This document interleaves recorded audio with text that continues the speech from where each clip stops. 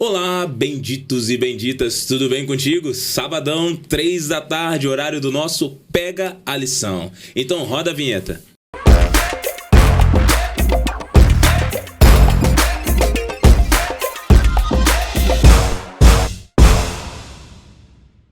Que bom que você está aqui com a gente, mais um sábado, estamos no segundo sábado dessa lição extraordinária, a lição O Verbo, que tem sido uma lição impactante das nossas vidas, e eu vou fazer de novo o apelo para você que ainda não tem lição. Cara, não perde tempo, vai, corre atrás da sua lição, você tem várias maneiras de ter a lição, você pode conseguir pelos céus da tua associação, você pode conseguir assinando na CPB, ou você pode conseguir baixando o aplicativo 7Me, tá aqui debaixo, Mateus já colocou, tanto para iOS quanto para Android, você consegue no 7Me ter a sua lição de graça. O que não pode acontecer é você ficar sem estudar a sua lição. Você sabe, no final das contas, a proposta da gente aqui no Pega a Lição é revolucionar a tua vida através da comunhão. E todos os sábados eu tô aqui com gente muito boa, gente muito especial. Já faz um tempo que a gente estava orando para receber ele aqui e hoje nós temos esse personagem aqui, esse pastor que é top aqui com a gente, emblemático, pastor Odailson Fonseca. Não, e aí, pastor? Não, acho que é o Danilo. Você se empolgou de um jeito aqui. Legal, Gabriel. Obrigado, cara. Não faltou insistência, não faltou convite, só faltou agenda. É verdade, e dessa pastor. vez deu certo. Obrigado, cara. Maravilha, pegou mesmo. Vamos bater um papo. Eu me sinto à vontade em casa e entre amigos, que é o mais importante. Maravilha, pastor. Pra gente é um privilégio. Nós somos realmente, vamos dizer assim, abençoados pela sua vida. Nós aqui da PAC, os jovens da PAC. E eu trouxe aqui uma fotinha emblemática pra mim que eu tô guardando. Olha só. Olha o spoiler aqui. Tem legal. pouco tempo a gente teve a oportunidade de participar com o senhor numa gravação de um podcast bênção, que é o Inverso, né? Isso. Saiu esses dias. Conta pra gente um pouquinho de como tá sendo o Inverso. O Inverso, ele tá saindo ovinho ainda, né, cara? Vocês já estão aqui dando voos, eu brinquei contigo lá. Uma das provocações foi ver aqui a bênção de vocês aqui. A gente percebe que hoje o podcast é uma comunicação necessária, obrigatória, oportuna para as novas gerações, para quem tá na internet, e é a comunicação leve, né? E vocês aqui nos provocaram a fazer ele também. E eu falar com o Danilo, que legal, você com a experiência de apresentação já, Gabriel, é uma pessoa assim que eu admiro pra caramba mesmo, pra falar a verdade aí, muito, muito bom mesmo. E lá a gente tá tentando seguir os passos. Você foi com a gente lá e tá aí, ó. Daqui a pouco vai estar um episódio conosco. O lá. Inverso é uma benção. E você de casa, se não tá assistindo, vai assistir. Corre lá, tá onde mesmo? Tá no canal do YouTube da... No YouTube da Adventista São Paulo. Adventista São Paulo. É essa, discutir doutrinas. Depois vamos ter uns temas um pouquinho mais factuais. Mas vai ser esse espaço de questionamentos um pouco mais profundos, abertos e atuais, que a igreja precisa ter um posicionamento. Então, vem com a gente. Obrigado pelo apoio. Mas aqui nós estamos seguindo vocês, que vocês estão dando exemplo para nós. Benção pura, pastor. E, pastor, hoje a gente está acompanhado aqui de outro ícone da comunicação, que é o pastor Danilo Terrão. Seja bem-vindo, pastor. Valeu, pastor Gabriel, pastor Daílson, que alegria com vocês aqui. Mais um, acho que é o 38º episódio. Uma alegria muito grande, sempre gostoso participar, conversar sobre a lição contigo. E parabéns aí por esse novo cenário que nós estamos aí. Eu ia falar sobre isso agora, hein? Pastor, eu ia falar sobre o seguinte: nós estamos no segundo episódio nesse cenário novo e eu queria estender mais uma vez o agradecimento à comunicação. No primeiro episódio, semana passada, estava a Isa, mas agora está o chefe da comunicação, o líder da comunicação da associação e o líder da comunicação de São Paulo, pastor Daílson. Então deixa eu agradecer a vocês dois por todo o apoio aí que tem sido dado aqui a gente. Esse estúdio, pastor, é fruto da comunicação que trabalharam aí. Eu tava brincando que na primeira gravação, no primeiro episódio, eles montaram o estúdio em um dia, 2. A gente gastou. Foi incrível, porque eles falaram, cara, vai acontecer. E fizeram e ficou uma benção. Muito obrigado. Não, a gente agradece primeiramente a administração aqui do campo, né? O pastor Hélio, ele é um comunicador, então ele incentiva muito a gente a tomar decisões aí que vão fortalecer aí a comunicação do campo. Então, muito obrigado, pastor Hélio, doutor Jailton, pastor Raimundo, que acreditaram na ideia e está acontecendo. Maravilha. Então, eu vou dar um outro spoiler antes da gente começar a lição, só para quem em casa não estava sabendo. Tá chegando nossa mega Vigília PAC e o pastor Odailson é presença confirmada. Vai estar com a gente lá. Gabriel. Vai ser bênção, então gente, não perde. Não tem como, o Gabriel convida de um jeito, olha. É bom saber que ele vai com jeitinho. Jeitinho carioca. Eu venho mais pro Jotado aqui pra comunicação. Ele vai indo pelas beiradas e eu tô 4, 5 vezes lá, não dá, gente. Um prazer, bênção pura, vai ser bênção. E meninos, o pessoal de casa veio para estudar a lição. Então vamos começar? Eu queria começar antes com uma oração, pastor Daílson. Deixa eu orar para a gente poder iniciar. Pai querido, obrigado, Senhor, porque esse podcast é sobre a Bíblia, sobre as coisas da Bíblia, para alcançar pessoas que amam a Bíblia. Eu te peço, meu Deus, a tua bênção, a tua presença poderosa, especialmente com o Gabriel, conduzindo esse podcast, que já é histórico, tem feito transformações incríveis nos jovens, mas aqui junto a Danilo, que possamos discutir, sonhar e chegar em conclusões poderosas para a tua honra e glória. Amém. Seja, Senhor Deus, a grande inspiração da nossa conversa aqui, em nome de Jesus. Amém. Amém, amém. Meninos, a gente começa aqui na lição 2 com uma tirinha um tanto quanto interessante, né? A gente começa aqui com a figurinha do casamento, Jesus diante de algumas talhas de água ali, a menininha sonhando, se não for pra casar assim, eu nem caso, né? E depois a outra tirinha, Jesus com o chicote na mão aqui, e o camarada já tá assim, não julgo, eu faria o mesmo. Qual a impressão de vocês com essa tirinha aí? O que vocês acham? E aí, galera? Não, o que eu curti aqui foi o linguajar, né? A ideia bem coloquial, bem presente no nosso dia a dia, né? Às vezes são memes da vida, né? Quando a gente vê uma situação como essa, assim, a menina lendo aqui, sonhando com um casamento e imaginando, quem sabe, né? Jesus estando ali presente, fazendo um grande milagre. Se não for para casar assim, eu nem caso. Então, a gente tem expectativas, né? Faltou alguém colocar aqui, de repente, né? Expectativa é realidade, né? A gente tem tanta expectativa com muitas coisas, né? Então, a gente olha para o ministério de Cristo, aqui está no começo dele, né? Sim. E já vê que impacta ainda nos dias de hoje. Acho que é isso que a tirinha está mostrando aí, né? A galera tá olhando a tirinha e vendo o seguinte: uma menina, no dia de hoje, sonhando com seu casamento e vendo a história de Jesus num casamento.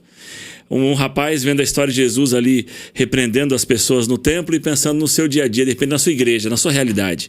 Então a tirinha mostra pra gente o seguinte, que o ministério de Jesus, no seu começo, lá no seu início, ainda impacta a gente, mesmo mais de 2000 anos depois. Que bacana, Danilão. Realmente, a gente vê esse impacto até os nossos dias. E, pastor Odailson, o que o senhor vê nessa tirinha aí pra gente? Meu brother, quando eu bati o olho aqui, eu só pensei numa expressão que às vezes pode ser até meio irreverente quando pensa no aspecto do evangelho de Jesus, mas eu bati o olho aqui, eu vi a bipolaridade do evangelho. O que é isso? São os momentos de altos e baixos, de contrastes absurdos, tá? de cores intensas. Vamos usar aqui uma ilustração, né? Se é o verbo, e esse é um trimestre extraordinário. Quando você me convidou, eu falei assim, lá vou eu para a lição dos jovens. Quando eu vi que é João, não, aí é bênção, né? Que privilégio a igreja poder valorizar isso. Porque é um dos livros, mas é fantástico, certo? Vocês comentaram no último episódio, que é o primeiro, né? Mas essa introdução a João, ela é linda, É o evangelho dos evangelhos, né? Sim. E o verbo se apresenta forte, né?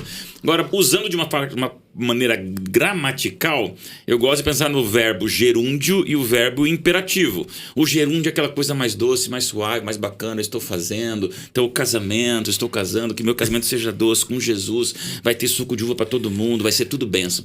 E o imperativo, faz agora, senão acaba. Então, aí você vê um Jesus no templo. Sim. Então, nós vamos ver um pouquinho essa semana essa coisa incrível do casamento, tipo um gerúndio adocicado com uma surpresa de um milagre, mais voltado para o romantismo. Sim. E esse mesmo Jesus romântico, ele pega o chicote e vai para frente do templo e manda todo mundo correr num imperativo que assusta até a gente. Então, que Jesus é esse de altos e baixos, de bipolaridade, de bom e mal, de controle e descontrole? Ou não?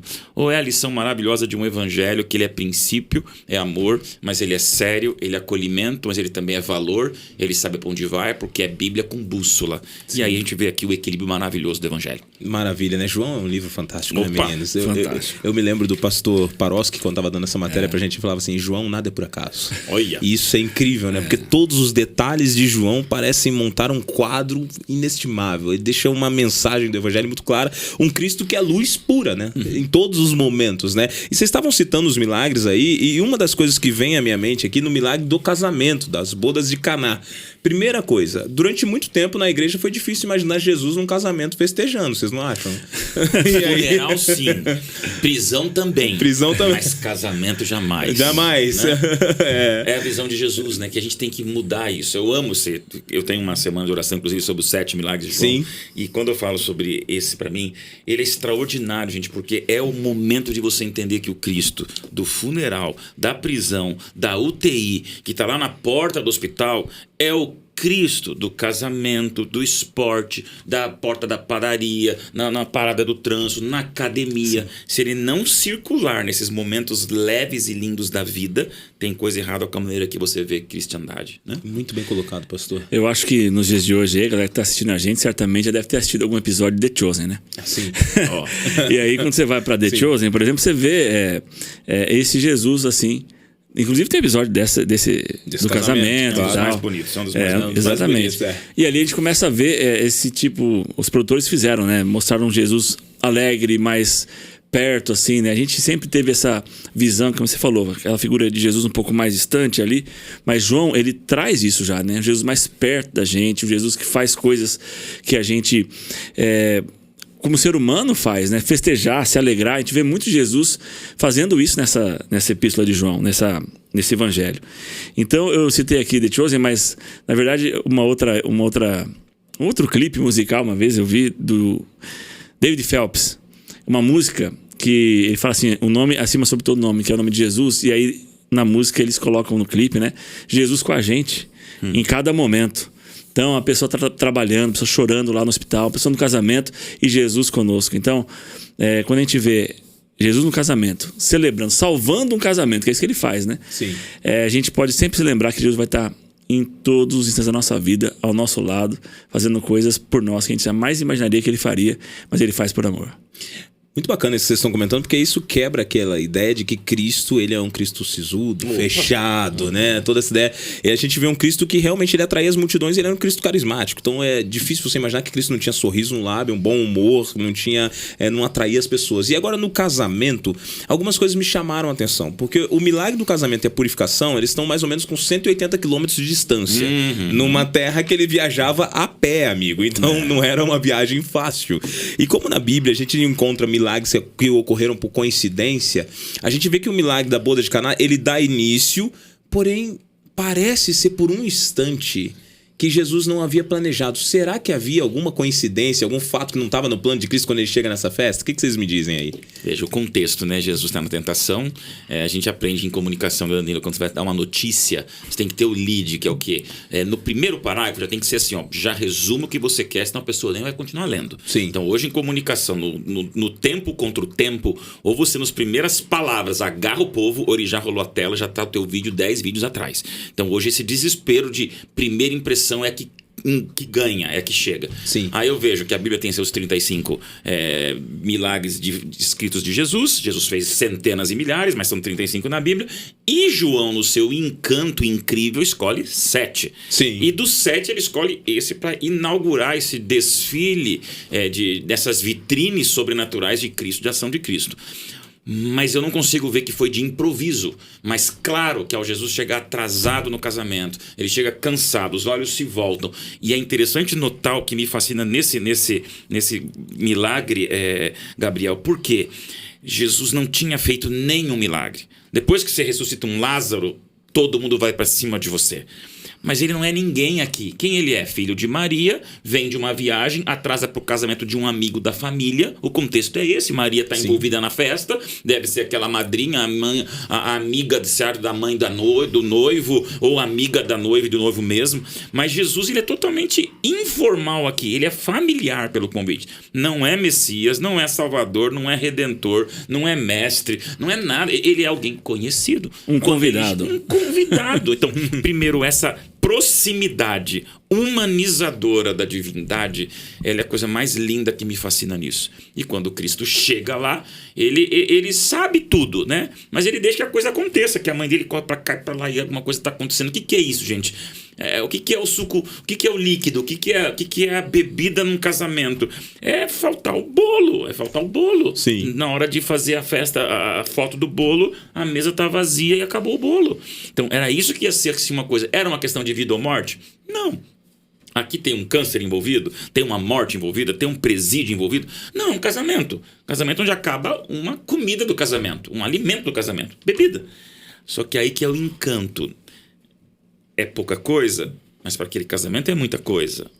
primeira página do jornal do dia seguinte como fofoca, né? Casamento tem 3 dias de previsão de festa, no primeiro dia já acaba o suco de uva ali e simplesmente a galera que tem que ir embora pra casa, porque as festas duravam mais do que um dia. Sim. A festa igual foi aquele cara ali da Índia agora recentemente, que foi quase uma semana. Uau. Então, voltamos a viver tempos bíblicos. Recentemente. O homem mais rico da Índia faz uma semana de festa e com 2, 3 episódios da festa, né? Que teve pré-casamento e tal. Me lembrou a Bíblia. Agora imagine, você vai, faz plano de viagem para ficar 5 dias e no segundo dia acaba o suco. Então, gente, nisso você tem que pensar um pouquinho que também tem a sua gravidade. E Deus não está lá por acaso. Ele não começa por acaso a fazer um milagre pela alegria, pela festa, pelo casamento. Não ressuscitou ninguém, mas ressuscitou sim o bom humor, a alegria, a leveza, a promessa de prosperidade nesse casamento. É tudo muito lindo aqui, né? E a gente que é pastor já, certamente, usamos esse texto aqui para fazer um casamento, né? Sim. E uma das aplicações que a gente sempre usa é que podia realmente não estar aqui, pastor Dailson, vida ou morte, em jogo, etc. Mas tinha um contexto social, né? Imagine que se realmente faltasse o suco da uva, a uva que é um símbolo de prosperidade... se falta isso, aí iam falar o seguinte: esse casamento aí não vai dar certo, já começou errado. Ou seja, o jovem casal, né, porque se casavam bem novos naquela época, já seria taxado, rotulado como fracasso. E Jesus está ali para mostrar para eles que não, que aí a gente faz a aplicação, né, no casamento, que quando Jesus está dentro do casamento, do lar, da família, ele vai providenciar, ele vai ajudar, ele vai fazer as coisas acontecerem. Então é isso que a gente vê aí, né? Jesus, ele traz esperança para aquele casal e, como você disse, pastor Dailson, bom humor, alegria ao verem esse milagre acontecer, né? E meninos, vocês colocaram aqui, eu tô imaginando, tô me vendo dentro do casamento. Eu adoro quando ele chama de meninos. Eu adoro meninos. Não é fantástico? Ele começou com o senhor, agora virou menino. Então eu prefiro nessa bipolaridade meio top. Vou manter o meninos então. Vou manter o meninos então. Tá bom. Então, meninos, a gente percebe que existe uma construção de uma cena, né, até chegar ao milagre. Jesus chegou, como você colocou, chegou atrasado, tá todo mundo festejando. Deve ter sido um momento de alegria, porque viu Jesus. Não havia tempo que não via, mas não como o Messias, mas como um parente. Com certeza. Né, e começam as celebrações. Ele participa das celebrações ali. E para quem tem dúvida se os judeus celebram, vai dar uma olhadinha no casamento judeu na internet, você vai ter ideia de como são as celebrações. Bem alegre. Né? Mas em determinado momento o desespero deve ter tomado conta da família. Enquanto todos celebravam, aquela família estava no canto vendo o vinho acabando em cada instante. E essa cena de desespero, ela me parece ser muito propícia para a apresentação de Deus, né? Porque quando a gente está em desespero é um momento que Deus pode se apresentar na nossa história como a única oportunidade de salvação. E nesse caso aqui da nossa história, ele se apresenta através de Maria indo consultar ele. Porque Maria sabia quem ele era. Os outros até não sabiam, mas Maria já sabia quem ele era. E aqui vem um detalhe crucial e acho bacana a gente explorar isso aqui. Porque Maria se aproxima de Jesus, Jesus olha para Maria e fala assim: mulher, o que tenho eu contigo? E quando ele fala assim, mulher, se eu falasse hoje mulher pra minha mãe, amigo, minha mãe é da criação antiga, não ia rolar, entendeu? Eu ia ter uma correção na hora. Mas nesse caso aqui, Jesus, ele tá demonstrando respeito e amor pela mãe. É isso mesmo? Esse é o contexto ali da história? Pra gente poder ter uma certeza com os nossos jovens aqui. Jesus, em algum momento, ele faltou respeito com a mãe dele nesse momento? Jamais. Agora é uma solenidade de um momento onde esse Jesus homem e Deus, esse Jesus filho e criador e divindade com humanidade, ele sabe até onde ele pode ir na provocação da resposta humana. Então aqui não tem a ver com esse momento, mas é quando Cristo fala sobre aquela mulher que ele comparou aos cachorrinhos no trimestre passado, que até a gente participou lá na programação da Novo Tempo. Então essa questão do Jesus que faz esses confrontos que me fascina. Ele não é desrespeitoso com a mãe. Pelo contrário, mãe, tô aqui, mulher não quer dizer que eu sou mulher. Não, Sim. Você não sabe a tonalidade com qual ele falou. A gente não pode aqui inventar agora uma 97%, 93% da comunicação é não verbal. A palavra é mulher. Agora, como ele falou, a maneira que ele olhou, a tonalidade que ele disse, ninguém sabe, não está na Bíblia. Sim. Agora, isso dá uma sensação clara da serenidade com qual ele disse: o que você quer? O que eu tenho a ver? Ou você pede, ou eu vou ficar aqui como um mero convidado. É meio louco de pensar, Danilo, Gabriel, por quê? O que esses noivos aprontaram lá, gente? Você não vai fazer uma festa de casamento propositalmente comprando metade de salgadinho. Sim. Você não vai levar lá eu tenho 500 convidados, eu vou fazer um bolo para 100. Então, algum elemento aconteceu nesse casamento que nós nunca vamos saber. Teve convidado a mais? Teve uma greve dos garçons que entregou metade do suco que não podia? Teve penetra? Teve penetra. Quebrou a talha com o suco, alguma coisa aconteceu. E o suco esvaziou. Porque, gente, você não vai fazer uma festa de casamento com 100 convidados e 50 comidas. Sim. Não. Então, teve algum elemento pro vinho acabar.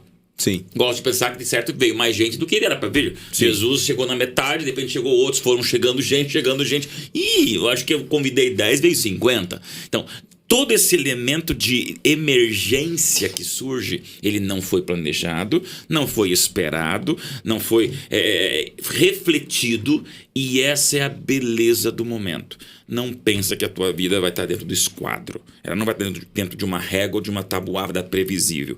O imprevisto acontece, e nessa hora a figura de Cristo com a mãe dizendo: mãe, você está passando um aperto? O que eu tenho contigo? O que você quer?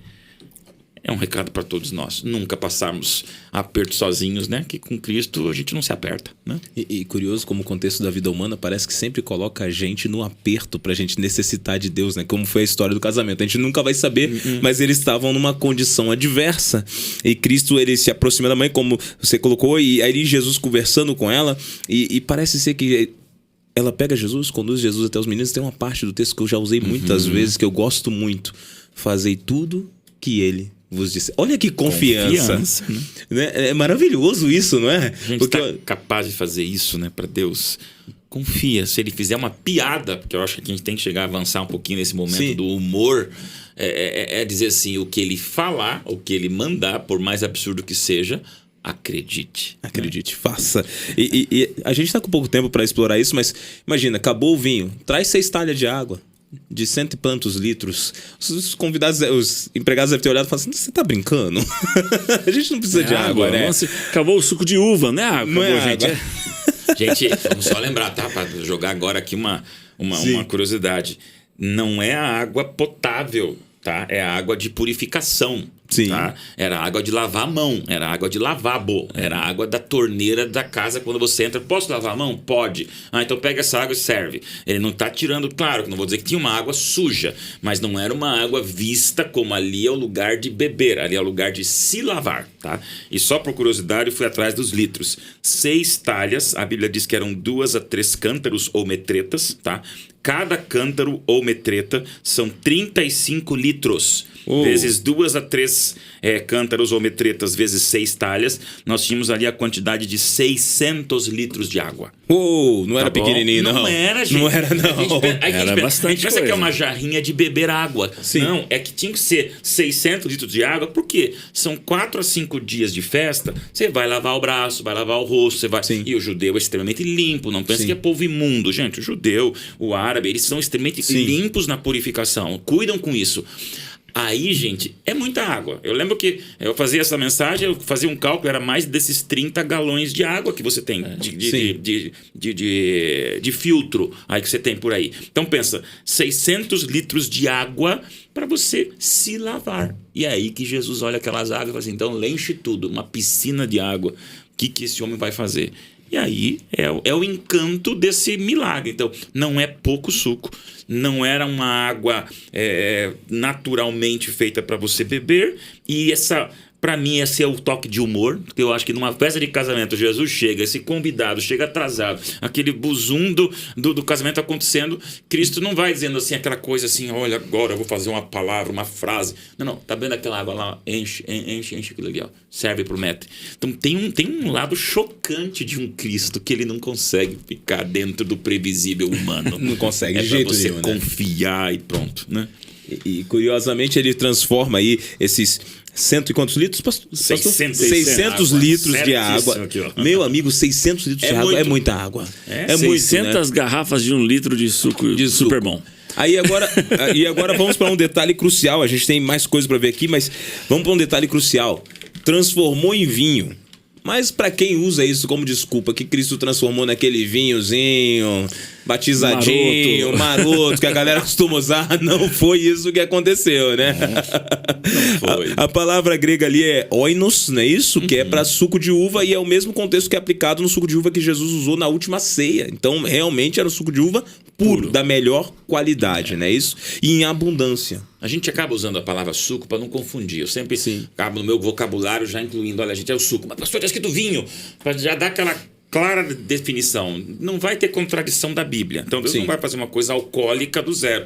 Poderia com o tempo haver a fermentação, mas você não vai ver essa parte aliada ao ministério de Cristo, onde todos os restos dos textos bíblicos, não só pelo profundo texto do grego, também não vai ter contradição de você embotar a mente, ter uma mente cansada, exausta, frutos do alcoolismo, onde você acha que naquilo ali o Espírito Santo vai falar. Então não condiz com o ministério de Cristo uma mente distorcida pelo efeito do álcool. Então a gente não consegue ver aqui um momento alcoólico de Cristo. De maneira nenhuma, né? E tem mais uma evidência. Esse próprio contexto todo que você falou, pastor Dailson, já é um pano de fundo para a gente entender que Jesus não transformou aquelas águas em vinho fermentado. Porque existia também o vinho, como foi dito aqui, que era o vinho ruim, o vinho velho, que é o fermentado. Alguns usavam, tomavam isso daí, se embebedavam, mas é tão claro que aqui é o puro suco da uva, que é um suco novo. E as pessoas, quando experimentam, falam: nossa, você achou o melhor para agora? É o melhor suco. Docinho. Por quê? Porque era o mais novo, tinha o sabor da uva, era um suco vívido.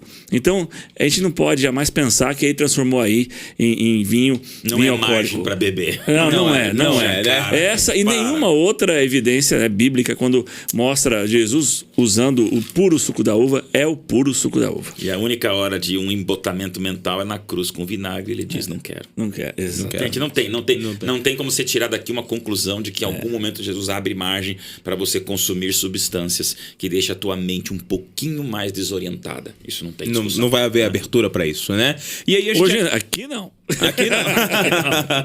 E aí a gente acaba que na própria lição, nosso guia, a gente acaba viajando 180 quilômetros pro outro lado, né? Porque a gente já sai dali e vai para purificação do templo. Né? E a purificação do templo foi um evento chocante. Ao contrário de agradável aos olhos e ao paladar, como foi a transformação de água em suco de uva, nós temos agora Cristo purificando o templo, o que seria ali um momento muito drástico. Acho que um dos momentos mais fortes assim de Cristo, entre aqueles que ele teve embate com os judeus, com os fariseus, acho que esse é um dos mais emblemáticos ali no começo. Mas o que seria que estava ocorrendo? Para a galera de casa que não tem um contexto, meninos, o que estava ocorrendo naquele momento no templo? Qual era o valor disso ali para aquela galera que estava ali? O símbolo, né? O símbolo mais sagrado de Cristo. Quando você vê que todo o plano da redenção, até os evangelhos, né? Que daí mostram Jesus, é toda uma profecia, todo um antítipo, onde você vê ali bem claro todo esse projetar, né? O que é a cruz e a gravidade, que desde o Cordeirinho do Éden se derrama sangue. Aquilo é muito sagrado, é muito sério, é muito carregado de solenidade, de seriedade, de emoção, de lágrima divina. Então eu acho que quando Cristo entra ali e vê você jogando lama, rasgando e difamando o símbolo dele, é aquele momento onde a gente percebe claramente esse equilíbrio. E eu louvo a Deus por essa lição que mostrou a leveza do casamento, do romantismo, uma bacana, um Jesus que está sorrindo na festa, para um Jesus que diz: não brinca com meus símbolos, não brinca com a minha serenidade, não brinca com a minha justiça. E aqui Jesus, ele não sai de si, mas ele é o momento onde ele sai do humano e entra no divino. E a Ellen White até fala, né, que foi tão forte que Cristo fez que nesse momento a divindade se irradia na humanidade. Essa é uma palavra raramente usada que a Ellen White usa. O que é? Nos poros humanos, o divino ele não cabe. Então ele sai para fora, ele literalmente ele extravasa, ele sai de uma maneira que as pessoas veem que ali não é mais um Jesus nervosinho. Ali é um Deus dizendo: jovem, não brinca com os meus símbolos, não brinca com o santuário. Não era pedra, tá? Não era cortina, não era ovelha, não era sangue, não era cutelo. O problema não era o ouro do acabamento. Para Cristo não era nada material. Era o simbolismo mais grave e importante do que nós entendemos como religiosidade, que tem acolhimento, mas tem princípio, né? Que tem abraço, mas tem lei, que tem batismo e perdão, mas tem regeneração e transformação. Então não brinca com o templo da seriedade do ministério de Cristo. E tem uma outra coisa também, que a gente, quando lê esse texto, que é exclusivo de João, né? Inclusive esses dois textos são exclusivos de João. A gente vê o seguinte: o santuário foi construído como um símbolo, como o pastor Deus falou aqui. É o tipo, se encontrando agora com o antítipo, né? Então, o Cordeiro de Deus, que tira o pecado do mundo, entrou no templo. E quando ele chega ali, não há espaço para ele. Porque existe todo um mercado da fé. A gente tem que entender no contexto que muitas pessoas faziam uma peregrinação longa. Jesus andou 180 quilômetros para chegar aqui. Então muitas pessoas saíam para fazer essa peregrinação, para chegar lá na Páscoa, e não podiam levar a sua oferta, o cordeirinho. Às vezes não chegava, morriam no caminho e tal. Então era natural ter ali esses animais que seriam comprados para a pessoa poder fazer sua adoração. Só que isso se transformou em algo muito além do que era aceitável. Ali virou realmente um mercado da fé. E quando Jesus chega e vê tudo aquilo acontecendo, é uma cena onde ele precisa realmente mostrar para aquelas pessoas que eles perderam o rumo. E aí vem muitas vezes o choque, né? Deus, ele traz a gente para a realidade muitas vezes. E às vezes vem de uma forma dura a repreensão divina. E foi tão forte esse momento, né, que Ellen White também fala que quando Jesus começou a derrubar as coisas ali e falar com muita autoridade, as pessoas tentaram repreender ele e segurar ele, mas não conseguiam se mover, porque os anjos de Deus estavam ali segurando, fazendo um cerco para que Jesus pudesse agir. Então, ou seja, eu estava fazendo ali algo que tinha um aval do céu. Precisavam acordar para a verdadeira religião, para a verdadeira adoração, que não estava acontecendo naquele momento. Martinho Lutero tem um pensamento que diz assim, que os homens usam máscaras para se esconder e Deus usou uma máscara para se revelar. Jesus, ele estava ali na forma humana, contendo toda a divindade, segurando todo o poder em suas mãos, mas por sua infinita misericórdia ele não abria todo esse poder. E eu imagino que nessa cena de purificação, se Cristo houvesse usado todo o seu poder, seguramente ninguém destruía todo mundo. Né? Porque foi uma cena muito forte, assim, o que mostra o quão a sério Deus leva a sua casa e a sua adoração, vamos dizer dessa maneira. E eu fico pensando o seguinte: os livros de João falam sobre os evangelhos falam sobre algumas purificações, mas João deixa entender que houve uma no começo e outra no final. E isso mostra como Deus levava a sério a questão da purificação. Uma pergunta para vocês antes da gente avançar: é importante hoje o cristão se manter puro como o templo do Espírito para receber Deus na sua vida?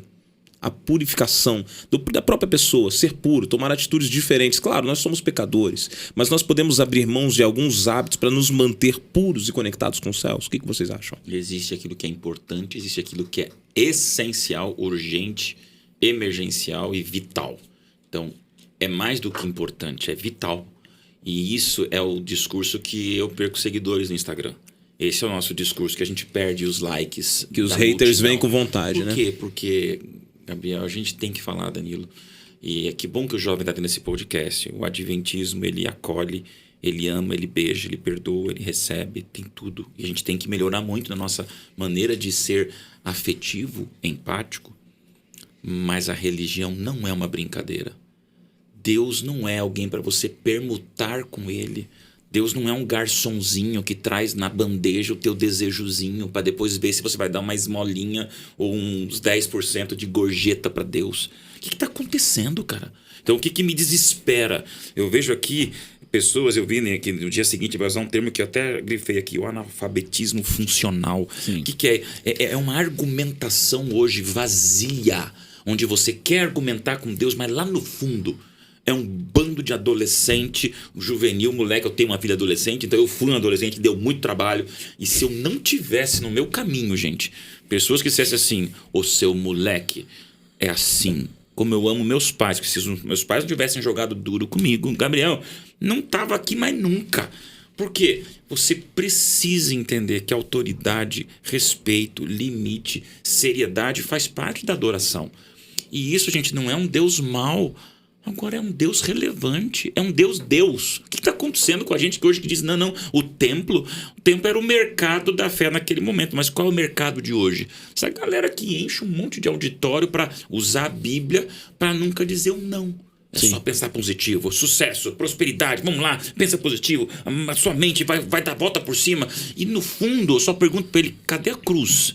Cadê a renúncia? Cadê a transformação? Cadê a quebra?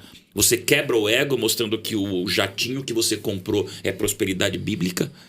Não estou contra quem tenha prosperidade financeira, amém. Mas aqui a questão não é prosperidade financeira. Aqui é o egoísmo humano que não consegue aceitar hoje um Deus que diz, espera lá.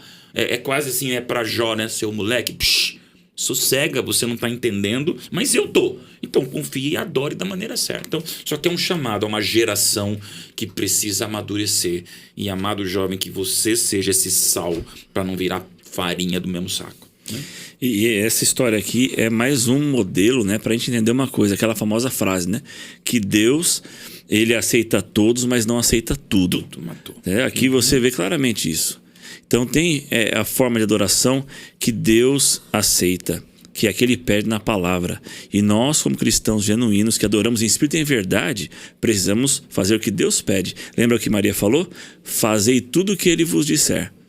Então a gente tem que ir para a palavra para saber o que é que Deus espera para a gente como adoração. Então é isso que essas duas histórias têm em conexão. E vocês estão falando, eu estou pensando aqui, realmente houve uma distorção do evangelho, né, galera? Hoje existe um evangelho humanista para você conquistar e fazer parte de um mundo que é completamente preso ao que é terreno, e isso aprova pecados dos quais Cristo morreu para nos libertar, mas que são aprovados como parâmetros e comportamentos de vida. Então eu vou na igreja para ouvir o pastor reafirmar quem eu sou, avisar que eu vou ganhar tudo nessa terra, quando na verdade a gente tinha que estar mirando o céu. Isso é duro demais. Isso é muito duro, realmente. Então, Cristo faz essa libertação. E eu gostei muito de você ter citado aqui, pastor Dailson, a questão do analfabetismo funcional, porque na minha lição já tinha colocado aqui assim, ó, um asterisco em cima, perguntar para o pastor Dailson sobre Não, mas tá aqui, ó, perguntar para o pastor Dailson sobre analfabetismo funcional. E você já explicou antes de eu perguntar, porque a nossa galera sofre com isso hoje, né? Parece que é tão Veja difícil, que não é ignorância, né? tá? Não é a falta de argumentos, é a sobra de argumentos.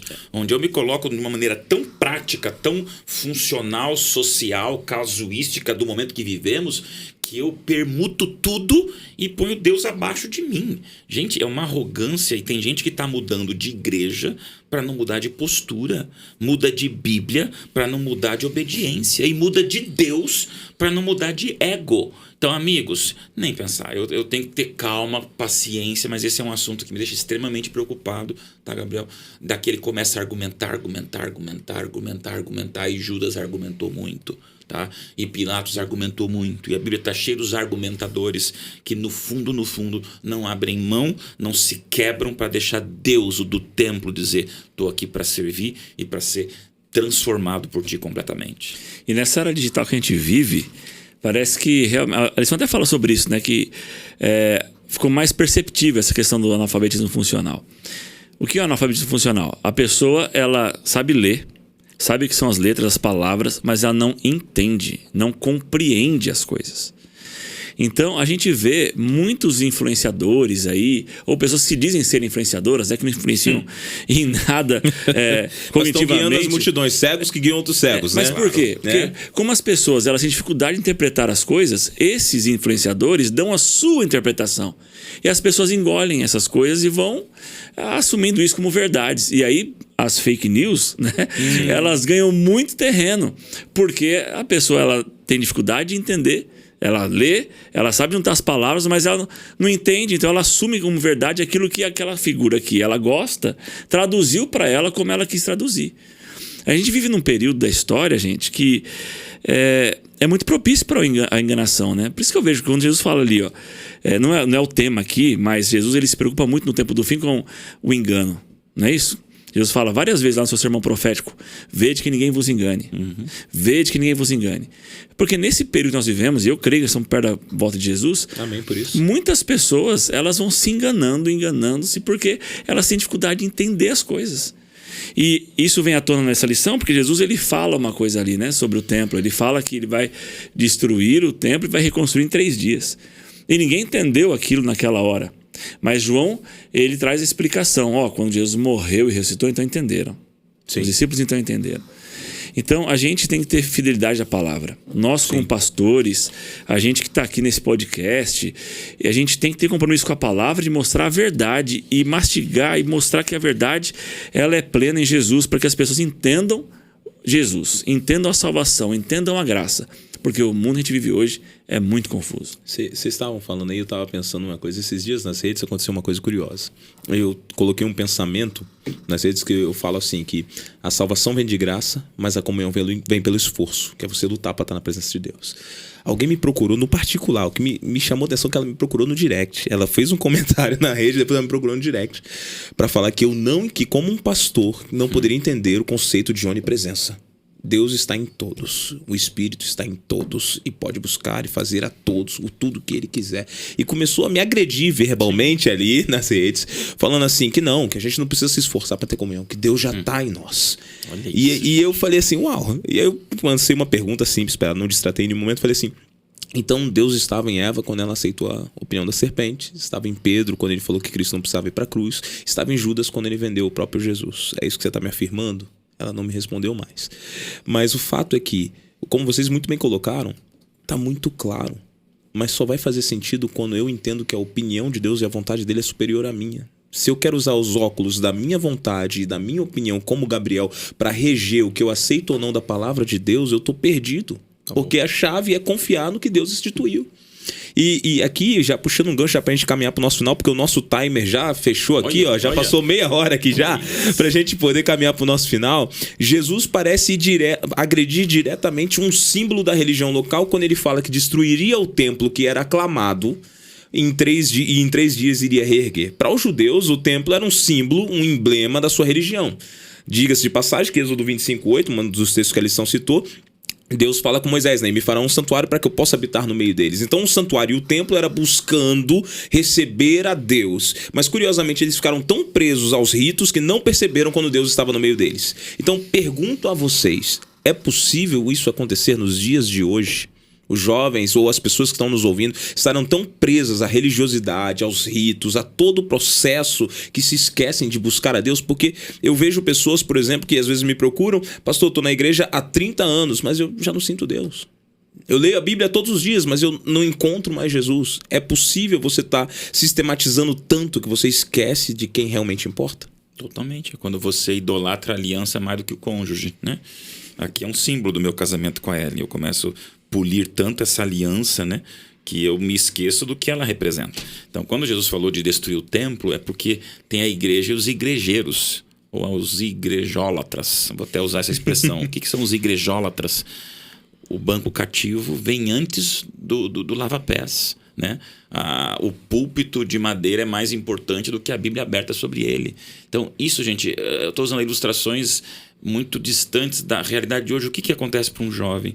É quando você realmente, na tua vida social, digital, nos seus argumentos, você começa a projetar sobre aquilo que você tem que ouvir, aquilo que você só quer falar. Então, onde você começa a idolatrar a forma, Gabriel?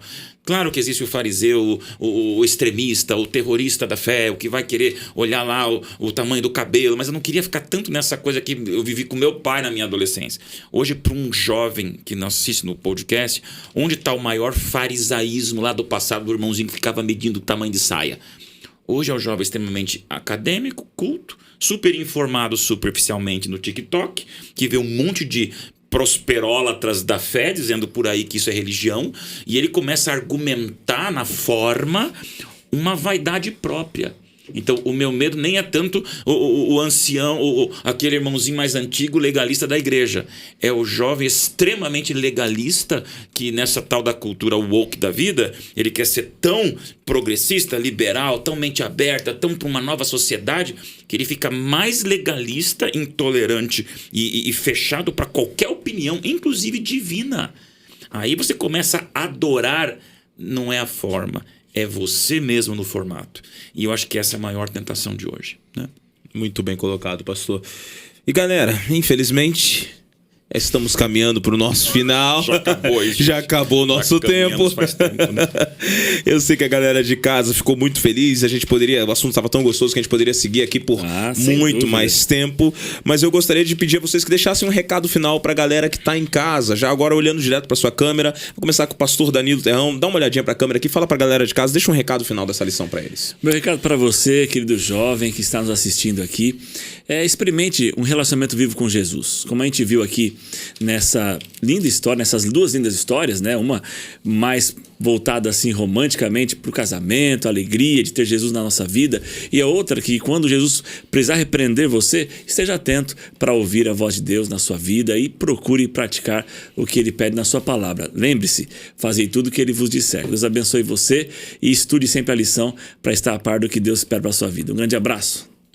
Obrigado, pastor Danilo, top. O cara é fera, né, pastor? É fera, né? Ele é, nossa, ele é fera. Mas, pastor Dailson, seu recado para nossa galera de casa. Tá bom, galera. Comecei falando sobre o Deus bipolar. Não tem nada mais errado do que isso. Claro que não existe um Deus bipolar. É o Deus do casamento, mas é o Deus do templo. Então é o Deus da alegria, é o Deus da serenidade, é o Deus do acolhimento, é o Deus do princípio, é o Deus do equilíbrio. Você está começando aí o segundo momento desse trimestre para você entender que o verbo, ele se fala, ele se entende, ele é do gerúndio e do imperativo. E esse é o verbo que espera de você apenas uma coisa, só. Entrega, ser vulnerável, estar à disposição. Racha esse ego, quebra essa casca e se prepare, porque o Deus do templo que assustou é o Deus do casamento que multiplicou. Eu prefiro ficar com esse Deus de tudo na minha vida. Obrigado, pastorzão. Obrigado, meninos, pela presença. Obrigado você de casa que ficou até aqui com a gente. Meu último recado para você é que a festa do mundo te oferece um vinho até interessante, mas o melhor está por vir com Cristo. Então, como disse o pastor Dailson, siga com ele até o final dos seus dias. Se você estava longe, é só voltar para casa que ele te recebe de braços abertos. A gente está terminando por aqui. Não vai embora ainda, que tem uma oração ainda. Então, por favor, pastor Danilo, faz a oração para a gente terminar. Senhor Deus, muito obrigado por esse estudo da Tua Palavra através da lição. Nos ajude, Senhor Deus, a viver na Tua presença. Nos ajude a reconhecer onde estivermos errando para sempre buscar o melhor na Tua presença, o melhor para Te agradar. Que o Senhor abençoe sempre cada jovem que nos assiste e que este conteúdo chegue a muitas pessoas. Em nome de Jesus te pedimos. Amém. Amém. Obrigado, meninos. Obrigado você de casa que ficou com a gente aqui até agora. Te vejo sábado que vem às 3 da tarde aqui no canal da Associação Paulista Central. Valeu!